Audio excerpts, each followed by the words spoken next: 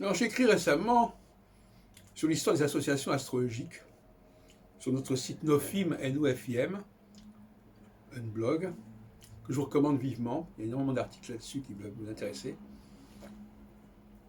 Et j'écrivais notamment à propos des associations astrologiques qui ont connu une grave crise entre 1974 et 86. À propos concernant le Centre national d'astrologie d'un côté et le GRH de l'autre. Tous les deux étaient obligés de se transformer, de se réformer, de se restructurer, etc.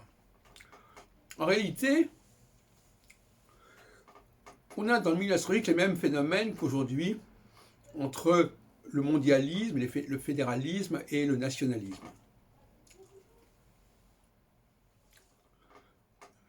Les associations correspondent à ce qu'on pourrait appeler le nationalisme et les fédérations à l'internationalisme. Et il y a une guerre entre les fédérations et les associations, entre l'esprit fédéral et l'esprit national. L'esprit fédéral, il considère les associations comme des obstacles. On a d'ailleurs le même problème aux États-Unis. Le FBI, il est censé contrebalancer l'autonomie des États. Federal Bureau of Intelligence.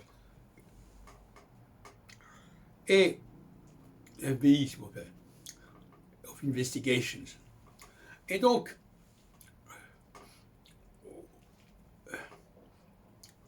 on a dans le milieu astrologique ces deux tendances. L'une représentée par Barbeau ou par Charvet, qui est celle d'une sorte de nationalisme associatif. On pense que tout se joue au sein d'une association, etc. C'est une position qui est ancrée dans le passé. C'est-à-dire, chaque association a son histoire, etc. Bon. Et puis, alors, le fédéralisme, lui, est plutôt dans l'espace. Il considère que ce qui est important, c'est la circulation, le brassage. Et bien entendu, ça aboutit à des conceptions du fonctionnement des structures totalement différentes.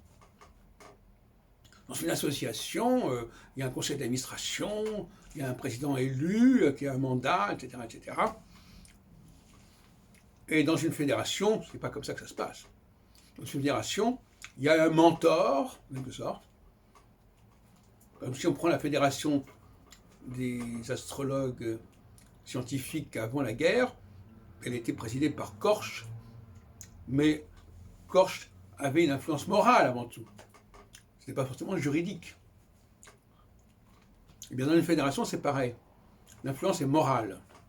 Il y a des personnages qui ont une influence morale sur le milieu astrologique, quel que soit le fait qu'il soit à la tête ou non d'une association. Et c'est un peu ce qui m'est arrivé, c'est en fin de compte, moi-même, je n'ai pas l'esprit associatif. Et j'ai d'ailleurs contribué d'une certaine manière à déstabiliser certaines associations, en tout cas en limiter l'impact, au profit d'un processus fédéral, plus global, etc. Donc finalement, l'histoire de l'astrologie, elle ressemble beaucoup au XXe siècle, à ces questions de nation fédéraliste qu'on rencontre aussi en France actuellement, dans le milieu politique, entre, par exemple, le Rassemblement national qui est nationaliste, et puis l'opposition qui sont beaucoup plus mondialistes et fédérales. Bon. Voilà, donc finalement, on en est là. Le paradoxe, c'est que nous avons eu une sorte d'état intermédiaire, où il y avait des fédérations qui apparaissaient dans les années 80, 84 jusqu'à 95, entre la FFA, la FEA, la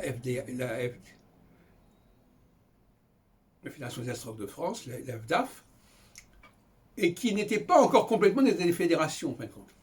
Elles en avaient le nom, mais n'avaient pas le fonctionnement. Elles en avaient le nom, mais continuaient à fonctionner un peu comme des associations, voyez-vous. Et ce n'est que depuis une vingtaine d'années que tout ça est apparu comme tout à fait caduque et aussi bien les associations non fédérales que les fédérations encore très associatives, qui étaient d'ailleurs déclarées la préfecture à ce titre, comme association. Et puis d'autre part, un mouvement fédéraliste qui, lui, considère qu'il y a tout un ensemble de structures qui existent et qu'il faut les coordonner entre elles, qu'il faut trouver des synergies entre elles.